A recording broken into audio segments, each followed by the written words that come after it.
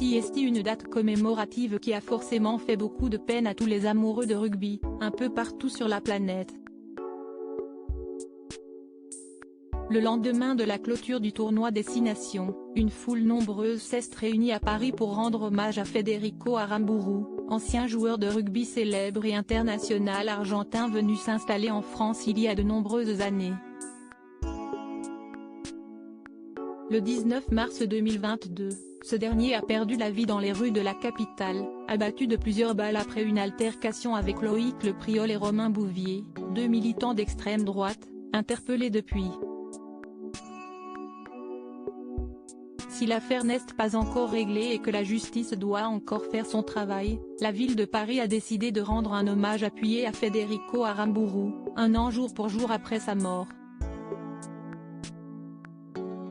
CST au 146, boulevard Saint-Germain, dans le 8e arrondissement de la capitale, à l'endroit même où le rugbyman a été abattu à seulement 42 ans, que les commémorations ont eu lieu.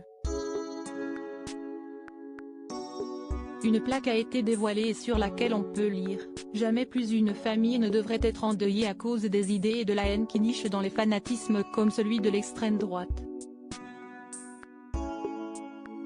Le père du rugbyman en larmes, un moment très émouvant et un hommage en présence de Maria Aramburu, la veuve de l'Argentin. Toutes les photos sont à retrouver dans le diaporama.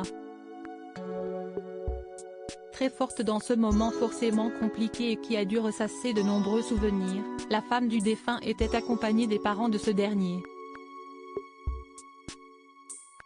Sa mère, Cecilia, a eu des mots forts lorsqu'elle a pris la parole. Tout extrémisme provoque des désastres, mais cette haine irrationnelle et caractéristique de l'extrême droite envers tout ce qu'elle considère comme différent d'elle-même en fait une menace constante dans beaucoup de sociétés, a-t-elle déclaré, dans des propos rapportés par Le Parisien. Le père de Federico Aramburu était particulièrement ému durant la cérémonie, tout comme son grand copain, Thomas Lèvremont.